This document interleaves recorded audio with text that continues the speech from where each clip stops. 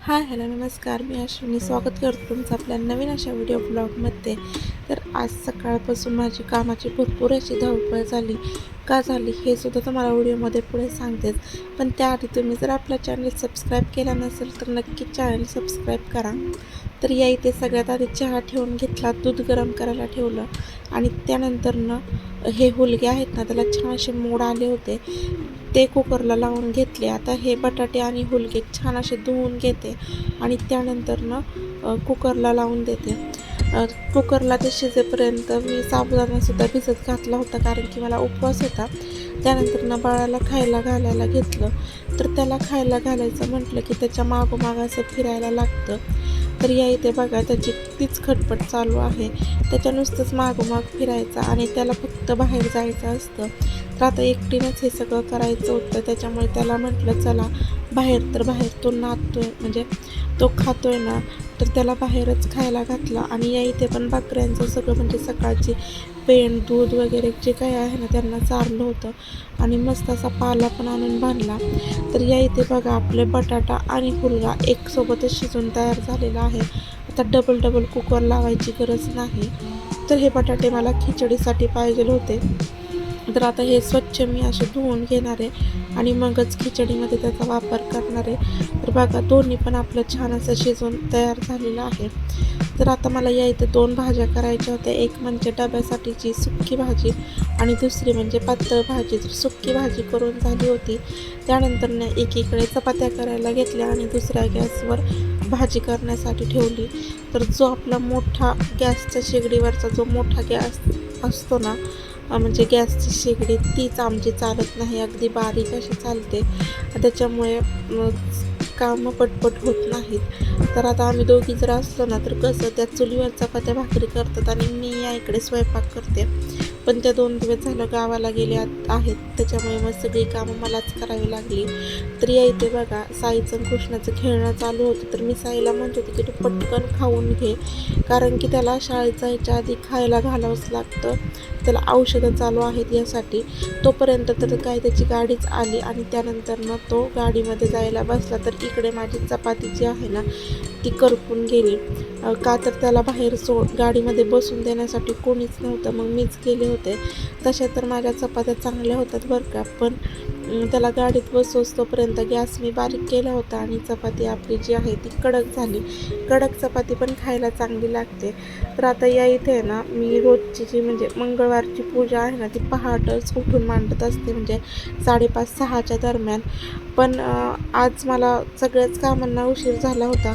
म्हटलं आधी डब्याचं वगैरे आवरून मगच पूजा मांडावी. तर या इथे मी 8:45 वाजता पूजा मांडायला घेतली आणि 9 वाजेपर्यंत आपली ही पूजा आहे ना ती मांडून झाली होती. तर आता पूजा तर मी मांडली होती, पण तिथं कडेला एकदम पॅक करावं लागतं. का तर आता कृष्ण आहे ना देवघरात म्हणजे तिथं मंदिरापाशी जातो आणि तिथल्या सगळ्या वस्तू किंवा देव आहेत ना ते उचलायचा प्रयत्न करतो. आता सकाळपर्यंत तर म्हणजे माझी पूजा वगैरे मांडोस तोपर्यंत त्याचे आजोबा पप्पा घरात होते त्याला घेण्यासाठी, पण आता तर कोणीच नव्हतं. आता काही सगळा पसारा आहे ना तो किचन वाट्यावर मला ठेवावा लागत होता आणि अशाच राहाड्यात मी स्वयंपाक केला. त्यानंतर स्वच्छ असा किचन गॅस घासून घेतला आणि त्यानंतर कृष्णाला घेतलं, का तर त्याला पण झोपायचं होतं. आता त्यालाच घेऊन मी रूम जी आहे ना ती झाडून घेतली आणि फरशीसुद्धा पुसून घेतली. का तर मग रूम छान अशी साफ झाल्यानंतर तिथंच मी त्याला झोपवते. तर या इथे आता कृष्णाला सुद्धा आंघोळ घातली आणि त्याला झोपी लावलं. त्यानंतर मी माझी सगळी जी कामं आहेत ना ती करायला घेतली. एकटीची कामं करताना भरपूर अशी धावपळ होते. तशी एकटी काम करायची सवय आहे, पण बाळ लहान असल्यामुळे त्याला कोणीतरी घ्यायला लागतं आणि माझं बाळ अजिबात शांत नाही, भरपूर म्हणजे त्रास तो देतो. तर आता बाहेर कपडे वगैरे पण होते, ते पण धुवायचे होते. तर आता एक रूम तर आवरून तयार झाली होती, पण बाकीचे जे किचन हॉल आहे ना ते झाडायचं बाकी होतं. तर आता पहिले झाडून घेते.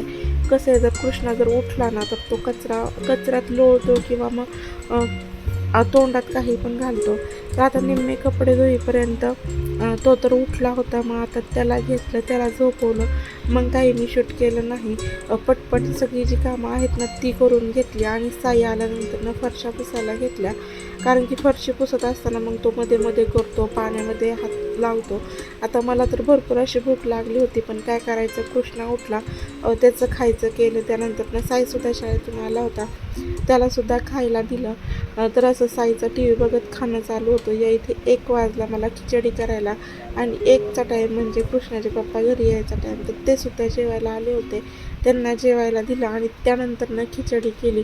आता किती जरी भूक लागली पण काय करायचं, मुलांनाच आधी खायला घातलं आणि त्यानंतर मी खाल्लं. सासरे रानात होते, त्यासाठी त्यांचा असा डबा मी पॅक केला होता, कारण की मिस्टर त्यांचा डबा जाताना घेऊन जाणार होते. तर माझा असा खिचडी, केळीचे वेफर्स आणि दही असा बेत होता. आता कामावरून तर काय आपली सुटका नाही. जी काही खिचडीची जी भांडी पडली होती ना, ती पण पटकन घासून घेतली. आणि आपण कितीही साफसफाई केली तरी या मुंग्या होतातच, त्याच्यामुळे त्याला प्रत्येक ठिकाणीच खडू हा ओढावा लागतो. आता दळण करायचं होतं, तर म्हटलं थोडीफार म्हणजे कृष्णा शेजारी मी पण झोपून घेतलं थोडा वेळ, कारण की दिवसभर खूप जमल्यासारखं होतं. त्यानंतर दळण करायला घेतलं, पण काय तोपर्यंत तर हा उठून बसला. जोपर्यंत मी त्याच्या शेजारी झोपून असते ना, तोपर्यंत तो झोपतो, आणि तिथून मी जर उठले ना, तो पण लगेच उठतो. तर या इथे त्याचं मध्ये मध्ये करणं चालू होतं. त्यानंतर त्याचं खायला वगैरे घातलं, छान असं आवरलं, आणि त्याला थोडा वेळ मी बाहेर घेऊन गेले होते. थोडा वेळ म्हणता म्हणता आम्ही 7 वाजेपर्यंत बाहेर होतो, कारण की घरी कोणीच नव्हतं, फक्त कृष्णा आणि मी, आम्ही दोघंच होतो. साईदादा पण बाहेर गेला होता, म्हणजे गावाला.